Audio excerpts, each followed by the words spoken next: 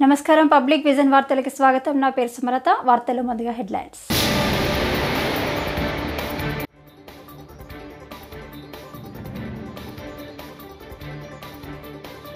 CID మాజీ chief Sunil Kumar పై lookout నోటీసులు ఇవ్వాలి రఘురామ.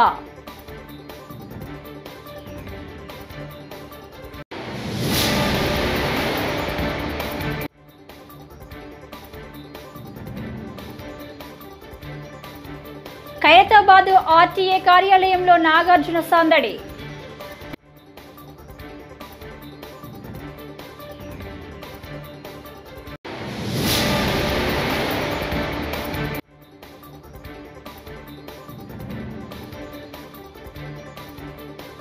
హైడ్రాపై హరీష్ రావు సంచలన వ్యాఖ్యలు.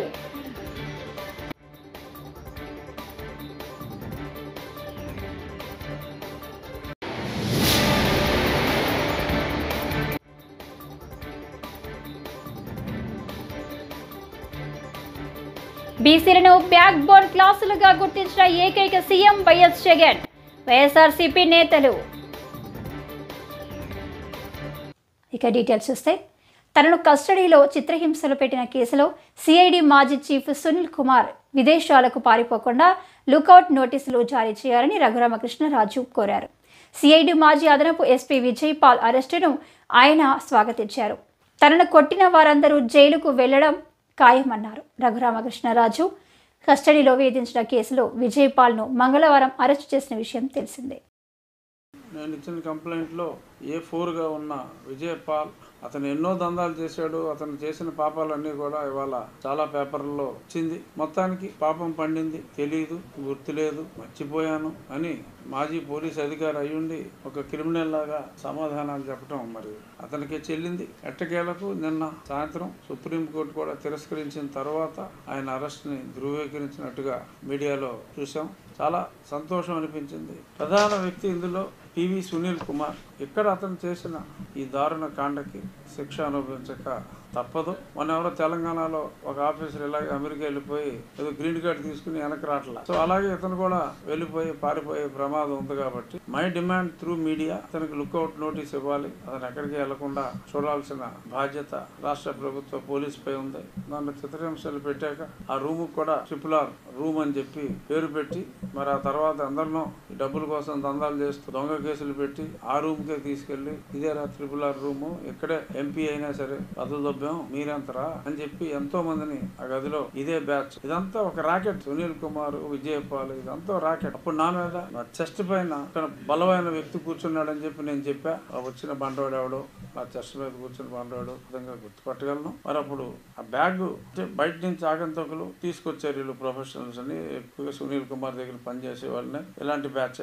వాళ్ళకి ఒకడు బ్యాగ్ లో కిట్ ఇచ్చాడు. ఏంటి నన్ను కొడతానికి వాడిని కర్ర, తాడు, ఆ రబ్బర్ బెల్ట్ తోడుకి ఉన్న ఆ బ్యాటు. ఆ కిట్ ఇచ్చినోడు ఎవడో కూడా నా దగ్గర సమాచారం ఉంది. ఇటువంటి బ్యాచ్ అందరూ కలిసి నా మీద చేసి దారుణమైన కుట్ర ఈ రోజు పట్టాలెక్కింది. ఖచ్చితంగా అతి త్వరలో ఈ IPSలు వారి వెనుకున్న అప్పటి నాయకులు అందరూ కూడా ఇంకో 10 రోజులు ఆలస్యమైనప్పటికీ కూడా ఖచ్చితంగా దొరుకుతారు. వారికి న్యాయస్థానంలో శిక్షలు పడతాయి అనే పరిపూర్ణ విశ్వాసం అయితే నాకుంది. నా వ్యక్తిగతంగా నన్ను హింసించిన సంఘటన కాబట్టి అప్పట్లో హింసించబడ్డ మాజీ ఎంపీగా నేను ఇది మాట్లాడుతున్నా. ప్రస్తుతం నాకున్న బాధ్యతాయుతమైన పదవికి ఈ కేసుకి ఎటువంటి సంబంధం లేదు.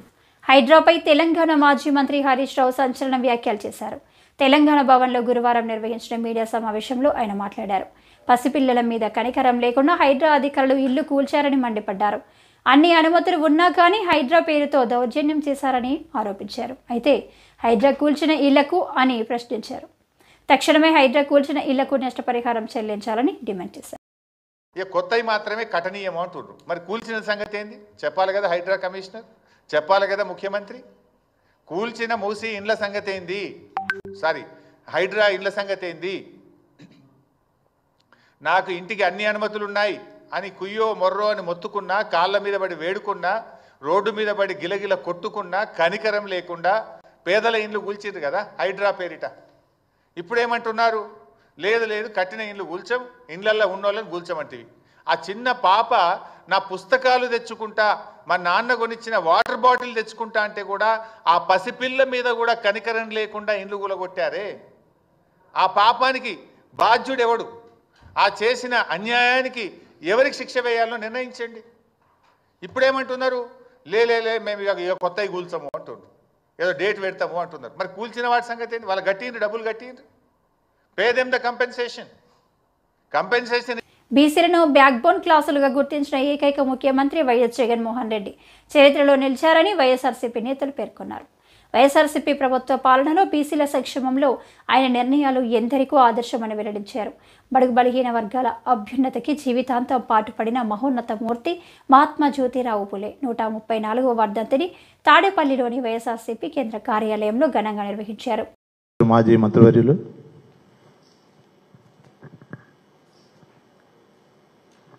రమేష్ గారు, ఎమ్మెల్సీ గారు జ్యోతిని ప్రజ్వలిస్తున్నారు.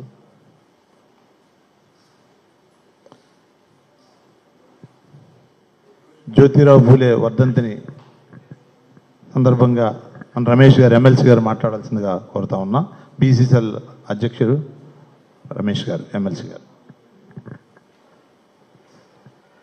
ఈరోజు జ్యోతిరావు పూలే గారి 134వ వర్ధంతి సందర్భంగా ఈరోజు మాల వేస్తూ, ఆయన మన మధ్యలో లేకపోయినా కూడా ఆయన ఆశయాలు, ముఖ్యంగా బీసీ కులాలకు మంచి జరగాలనేసే ఆయన ఆశయాలన్నీ మన మధ్యలో ఎప్పటికీ ఉన్నాయి. ఆయన ఆశయాలు మన జగన్మోహన్ రెడ్డి గారి ద్వారా బీసీ అంటే బ్యాక్వర్డ్ క్యాస్ట్ కాదు, బ్యాక్బోన్ క్లాస్ అనేసి బీసీలకు పెద్దపీట వేసిన ఏకైక వ్యక్తి ఆనాడు వైఎస్ రాజశేఖర రెడ్డి గారు అయితే, ఈరోజు మన వైఎస్ జగన్మోహన్ రెడ్డి గారు.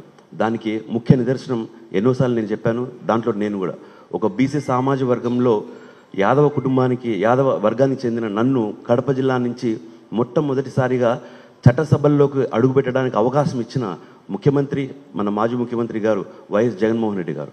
అంటే మన జ్యోతి పూలే గారి ఆశయాలు కానీ, వాళ్ళకు బీసీలకు పెద్దపీట వేయాలన్న ఇవన్నీ మన జగన్మోహన్ రెడ్డి గారిలో ఈరోజు మనం చూసుకుంటున్నాం అన్నమాట. కాబట్టి బీసీలకు ఎప్పుడైనా సరే, ముందైనా సరే, ఎప్పుడైనా సరే పెద్దపీట వేసేది మన వైఎస్ జగన్మోహన్ రెడ్డి గారు. మనం అందరం కలిసి పనిచేసి వచ్చే ఎలక్షన్లో ఖచ్చితంగా మనం జగన్మోహన్ రెడ్డి గారిని మళ్ళీ ముఖ్యమంత్రి చేసుకోవాలనేసి మనస్ఫూర్తిగా కోరుకుంటున్నాను. జోగి రమేష్ గారు, మాజీ మంత్రివర్యులు ప్రసంగిస్తారు. మహాత్మా జ్యోతిరావు పూలే గారి 134వ వర్ధంతి ఈరోజు దేశవ్యాప్తంగా పూలే గారిని స్మరించుకునే రోజు. తిరుమల శ్రీవారిని ఏపీ మంత్రులు ఆనం రామనారాయణ రెడ్డి, వాసంశెట్టి సుభాష్ దర్శించుకున్నారు. గురువారం వీఐపీ ప్రారంభ విరామ దర్శన సమయంలో వారు స్వామివారి సేవలో పాల్గొన్నారు. టీటీడీ అధికారులు వారికి స్వాగతం పలికి దర్శన ఏర్పాట్లు చేశారు. దర్శనానంతరం రంగనాయకుల మండపంలో పండితులు ఆశీర్వచనం చేసి స్వామివారి తీర్థ ప్రసాదాలను అందజేశారు. తిరుమలలో మఠాల అక్రమాలపై టీటీడీ పాలక మండలి దృష్టి సారించిందని మంత్రి ఆనం తెలిపారు.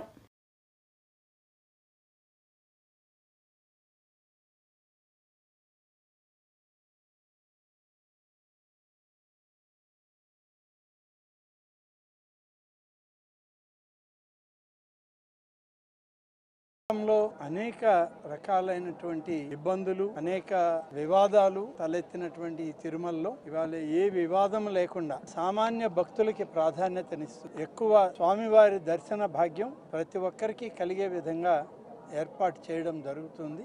ప్రసాదాలలో ఇవాళ ఉన్నత శ్రేణి కనబడుతూ ఉంది. ఇప్పుడు ఉన్నటువంటి పాలక వర్గం బాగా పనిచేస్తుందని చెప్పి అక్కడ ఉన్నటువంటి కంప్లైంట్ బుక్లో కూడా చూడడం జరిగింది. గతంలో కంప్లైంట్ బుక్ అనేది ఇక్కడ కనపడేది కాదు. స్వామివారికి నిత్య నైవేద్య సేవలో కూడా ఎలాంటి పరపక్షాలు ఉండకూడదని చెప్పి అందరం కలిసి కృషి చేస్తున్నాం. 4 మాసాలకే చాలా మార్పు ఉంది ఈ తిరుమలలో. నేను ఈ 4 మాసాల్లో దాదాపు 5 దఫాలు వచ్చి వెళ్ళాను. మొదటి దఫా వచ్చిన దానికి ఇప్పుడు వచ్చిన దానికి చాలా మార్పు ఉంది. ధూపదీప నైవేద్యాలు గతంలోనే మొదలయ్యాయి, కానీ అవి 5,000 రూపాయలే 5,400 ఆలయాలకి ఇస్తూ వచ్చాం. ఈ 5,000 రూపాయల ధూపదీప నైవేద్యాన్ని 10,000 రూపాయలకి చంద్రబాబు నాయుడు గారు ఎన్నికల ప్రణాళికలో పెట్టి వచ్చిన వెంటనే దాన్ని పూర్తి చేసి 10,000 రూపాయలని ధూపదీప నైవేద్యం కింద కొత్తగా ఇవ్వడానికి నిర్ణయించుకోవడం జరిగింది. అది ఇప్పటికే ఆదేశాలు ఇచ్చాం. మొదటి విడత ముందుగా ఇస్తున్నటువంటి 5,400 ఆలయాల్లో రెన్యువల్ చేశాం. కొత్త ధూపదీప నైవేద్యం కొత్త ఆలయాల్లో ఇవ్వడానికి ఇవాళ అన్ని చర్యలు తీసుకుంటున్నాం. ఒక 4 రోజుల క్రితమే శాసనసభ సమావేశాలు అయిపోయాయి. అనేక అప్లికేషన్లు వచ్చాయి.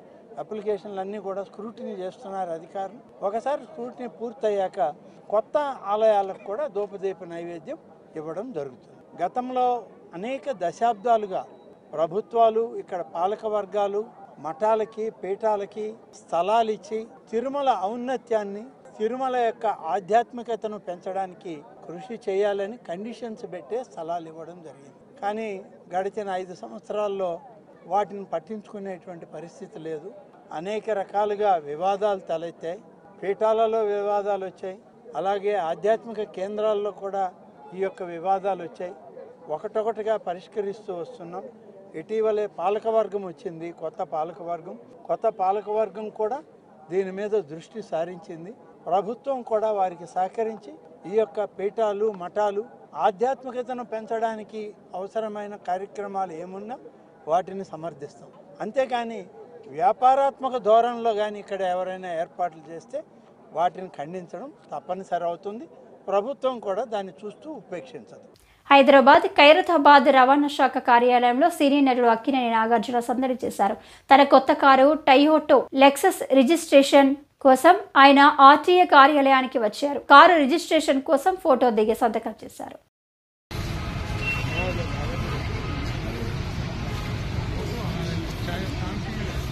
వెళ్ళకండి, ముందుకు వెళ్ళకండి.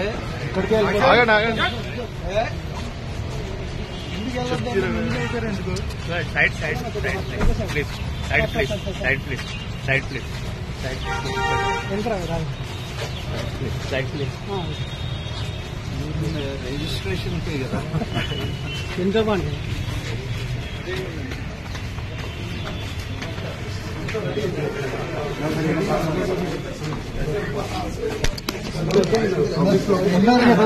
कैमरा है अंदर कैमरा है.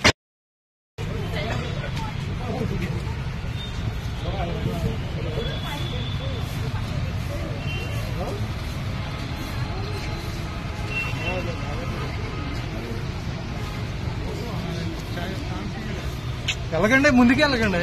ఇక్కడికి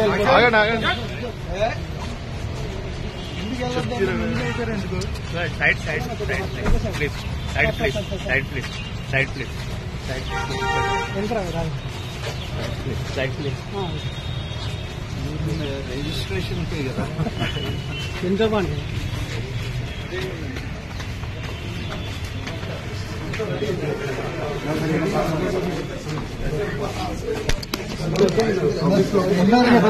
कैमरा है अंदर कैमरा है. నారా రామ్మూర్తి నాయుడి కర్మక్రియలకు సీఎం చంద్రబాబు హాజరయ్యారు. బుధవారం రాత్రే నారా వారి పల్లెకు చేరుకున్న సీఎం నేడు ఉదయం సోదరుడి కర్మక్రియల్లో పాల్గొన్నారు. ఈ కార్యక్రమానికి సీఎంతో పాటు ఆయన సతీమణి భువనేశ్వరి, కొడుకు నారా లోకేష్ కూడా హాజరయ్యారు. రామ్మూర్తి నాయుడు అనారోగ్యంతో ఈ నెల 16న హైదరాబాద్లోని ఏఐజీ ఆసుపత్రిలో మృతి చెందిన విషయం తెలిసిందే.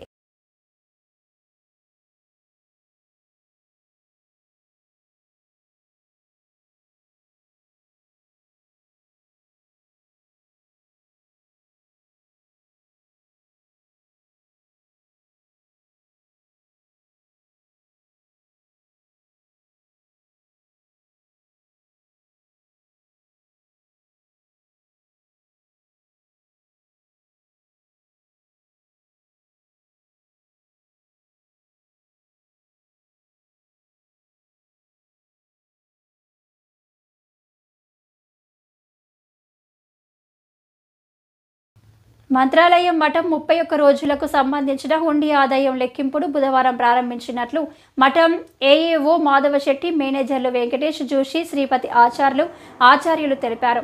అక్టోబర్ 26వ తేదీ నుంచి నవంబర్ 26వ తేదీ వరకు సంబంధించిన 31 రోజుల హుండీని లెక్కించినట్లు తెలిపారు.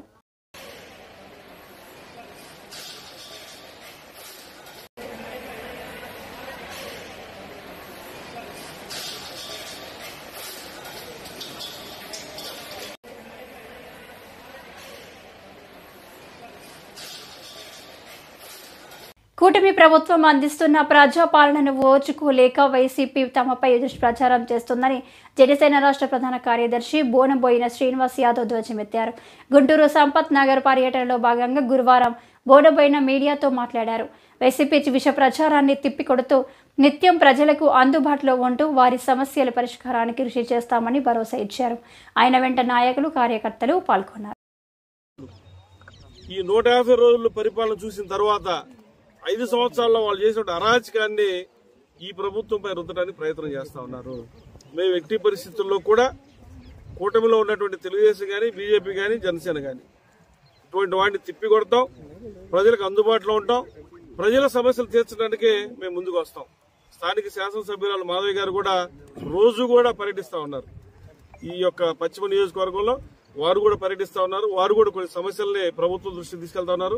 మా పరంగా కూడా మేము ప్రభుత్వ దృష్టికి సమస్యలు తీసుకెళ్లి ఎక్కువగా ఈ వార్డులో డ్రైనేజ్ సమస్య ఉంటుంది. అంటే డ్రైనేజ్ సమస్య అనేది పూర్తిగా పట్టణం మొత్తం ఉంది. కాకపోతే డ్రైనేజ్ మొత్తం వచ్చేటువంటి పీకల వాగు ఈ వార్డులో ఉంది. అంటే ఇక్కడ డ్రైనేజీ పూర్తిగా పూడికి తీగిపోవడం మూలన పీకల వాగు, వర్షాలు వచ్చేప్పుడు పీకల వాగు పొంగిన తర్వాత ఇళ్ల మధ్యలో నీరు ఉండటం అనేది స్థానికులు చెప్తా ఉన్నారు. ఆ సమస్యను కూడా త్వరితంగా పరిష్కరించే దిశగా మేము అధికారులు కలుస్తాం, ఎమ్మెల్యే గారితో కలిసి అధికారులు కలుస్తాం, ఎంపీ గారి దృష్టికి తీసుకెళ్తాం. మహిళల అభ్యున్నతి కోసం జ్యోతిరావు పులే, సావిత్రిబాయి పులే దంపతులు చేసిన కృషి ఎన్నలేనిదని గుంటూరు కలెక్టర్ నాగలక్ష్మి అన్నారు. జ్యోతిరావు పులే వర్ధంతి సందర్భంగా గురువారం హిందూ కాలేజ్ సిగ్నల్స్ వద్ద ఉన్న పులే విగ్రహానికి స్థానిక ప్రజాప్రతినిధులతో కలిసి కలెక్టర్ నివాళులర్పించారు. ఇందులో భాగంగా కలెక్టర్ మాట్లాడుతూ మహనీయుల త్యాగాలను మరవకుండా ముందుకు తీసుకెళ్లాల్సిన బాధ్యత మనందరిపై ఉందని గుర్తు చేశారు.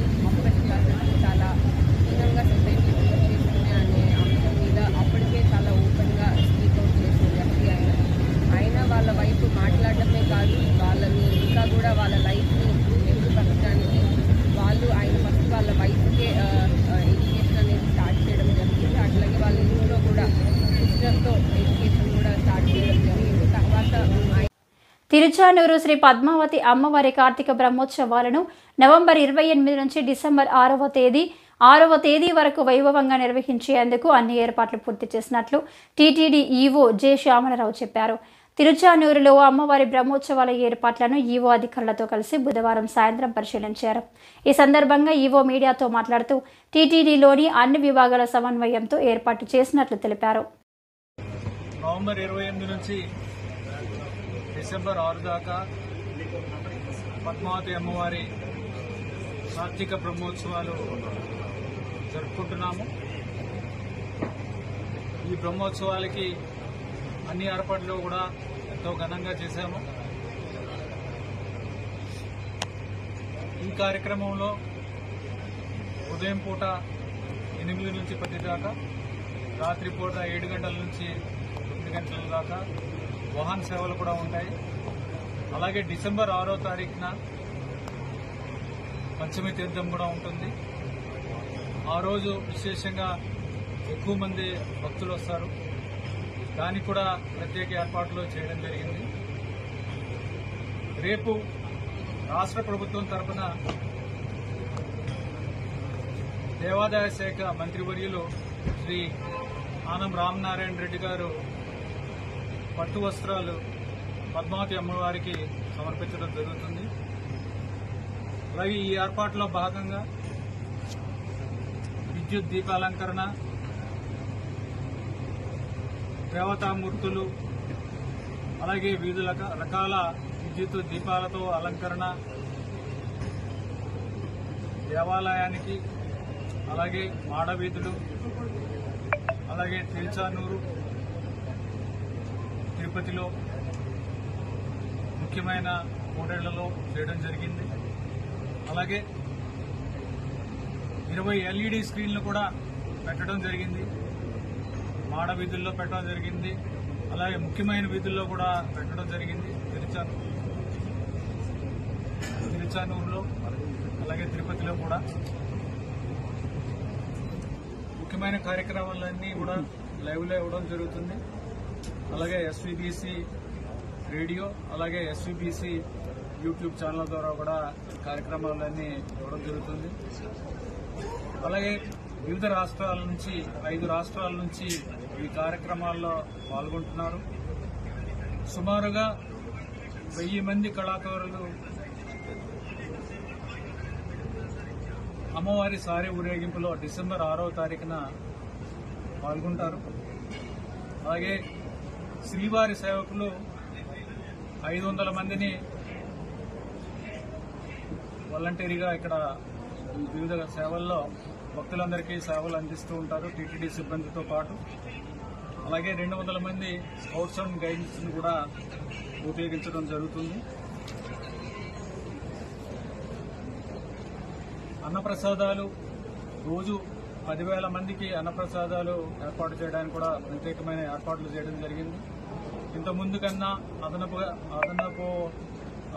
ఐటమ్స్ కూడా ఇవ్వడానికి అన్నప్రసాదాలు ఇవ్వడానికి కూడా నిర్ణయించడం జరిగింది. మామూలుగా ఇచ్చే వైసీపీ పాలనలో ప్రస్తుత డిప్యూటీ స్పీకర్ రఘురామకృష్ణంరాజును చంపేందుకు ప్రయత్నించారని prosecution joint director V Rajendra Prasad ఆరోపించారు. సిఐడి ఆఫీస్కు వెళ్లిన వ్యక్తి నడవలేని స్థితిలో వచ్చారు. ఆయన తాళ్లతో కట్టారు. తప్పుడు నివేదిక ఇచ్చిన జీజీహెచ్ వైద్యులు నిందితులే. ఈ కేసులో ఇప్పటికి వరకు 27 మందిని విచారించామని రాజేంద్ర ప్రసాద్ వెల్లడించారు. 8 సెక్షన్స్ లో ముఖ్యంగా 10 సంవత్సరాల పైన ఉన్నవి ఏంటా అని 307 అటెంప్ట్ మర్డర్ చంపాలనే ఉద్దేశంతో అతను కాళ్లు కట్టేసి ఆ రోజు అతను చిత్రహింసలు పెట్టారు. బెల్ట్ రబ్బర్ బెల్ట్ తో పెద్ద పెద్ద ఆయుధాలు తీసుకొని ఆ కాళ్ళ అరకాళ్ళకి ఈ ప్రొఫెషనల్స్ ని ఎట్లా కొడతారో ఆ విధంగా లోపల తో పాటు ఎముక విరిగింది. ఆయన మాజీ ఎంపీ గారికి ఎముక విరిగినందువల్ల ఆయన నడవలేకపోతున్నాడు. ముందు మెట్లెక్కి ఇంట్రాగేషన్ రూమ్ లో పోయేటప్పుడు చక్కగా నవ్వుకుంటూ వెళ్లారు, ఎవరు అసిస్టెన్స్ లేకుండా. రిటర్న్ లో వచ్చేటప్పుడు 2-3 అసిస్టెంట్స్ తీసుకొని కుంటుకుంటూ చాలా ఇబ్బంది పడుతూ మూలుగుతూ రావటం. అందులో ఆ ఇంట్రాగేషన్ టైంలో కరెక్ట్ గా 11:30 రాత్రి ఆ తకిమా వాళ్ళందరినీ కూడా చూడండి, అక్కడ విషయం చూడండి. సునీల్ కుమార్ అనే అతను ఇప్పుడు ఉన్న ఈ పాల్ అనే అతను అక్కడ వాళ్ళందరినీ కిందకు పంపించేశారు. మీరు పంచూప్ మేరలో ఉంటారు, కింద వెళ్లి 100 మీటర్ల దూరంగా ఉంటే అప్పుడు ఆయన అరుపులు భయంకరంగా దీనంగా పెద్ద పెద్దగా అరవడం కూడా జరిగింది. అది ఎవరు పోలీసులు చెప్పారు. ఆయన అరుపులు మేము విన్నాము, ఆయనే అరిచారు, అది ఆయన విన్నాము అని కూడా మాకు ఇన్వెస్టిగేషన్. కాబట్టి ఉన్నారు, వచ్చారు, సునీల్ కుమార్ ఉన్నారు, ఏవన్ ముద్రముద్రాయి ఉన్నారు. అతనే ఇదంతా ప్రోద్బలం చేసి ఆ కొట్టేటప్పుడు వీడియో తీయటం కూడా ఆయనే. సునీల్ కుమార్ ఈ వీడియో తీసేసి ఆ విధంగా పై వాళ్ళకి పంపించారు. ఆ పై వాళ్ళు ఎవరనేది మాకు తెలియదండి. అది ఇంకా ఇన్వెస్టిగేషన్ లో తేలాలండి. మేము అందుకే ఇప్పుడు రేపు పిటిషన్ వేస్తున్నాం. రేపు కస్టడీ పిటిషన్ వేస్తున్నాము. ఇంకా ప్రైమరీ స్టేజ్ లోనే ఉంది ఇన్వెస్టిగేషన్. ఈ టైంలో మీరు ఏమి అడగడానికి లేదండి. రేపు ఆ పాలనే అతన్ని ఆ 4వ ముద్దాయిని కస్టడీకి తీసుకుంటారా కూలంకషంగా ఏమైంది ఏంటనేది మా SP Ongole superintendent of police ఆయన దీంట్లో ఇన్వెస్టిగేటింగ్ ఆఫీసర్ పూర్తిగా అన్ని వివరాలు త్వరలోనే తేలుతాయి. 14 రోజులు ఇచ్చారు. డిసెంబర్ 10వ తారీఖు. మేము 10 రోజులకు అడుగుతున్నామండి. 10 రోజుల్లో జడ్జి గారు ఇష్టం. 10 రోజులు ఇస్తారా 6 రోజులు ఇస్తారా అనేది జడ్జి గారు ఇష్టం. మేము 10 రోజులకి రేపు ఎల్లుంట్లో మేము కస్టడీ పిటిషన్ వేయబోతున్నాం. ఆ కూలంకషంగా అతమా ఫ్యాక్ట్స్ అన్ని కూడా బయటకు వస్తాయి. దీంట్లో ఏ కుట్రకోణం తాగుంది, ఎవరు ఆ పై వ్యక్తి, ఎవరు ఈ యాక్షన్ చేసేటప్పుడు ఆ వీడియో తీసేసి ఎవరికి పంపించింది అనేది కూడా కుట్రకోణంలో బయటపడబోతుంది. ఇప్పుడు ఇక్కడ డిస్ట్రిక్ట్ జైలుకి తీసుకెళ్తున్నారు. జిల్లా jail. Okay, thank you. Jangareddygudem మండలం గురువాయిగూడెంలో వేంచేసి ఉన్న శ్రీ మధ్య ఆంజనేయ స్వామి ఆలయంలో కార్తీక మాస మహోత్సవాలు బుధవారం ఘనంగా జరిగాయి. ఈ నేపథ్యంలో ఆలయ ఆవరణలో ఉన్న కొరణలో తెప్పోత్సవం కార్యక్రమాన్ని ఆలయ అధికారులు నిర్వహించారు. ఈ కార్యక్రమానికి పెద్ద ఎత్తున సంఖ్యలో భక్తులు పాల్గొన్నారు. భక్తులకు ఎటువంటి అసౌకర్యాలు కలగకుండా ఆలయ ఈవో చందన చర్యలు తీసుకున్నారు.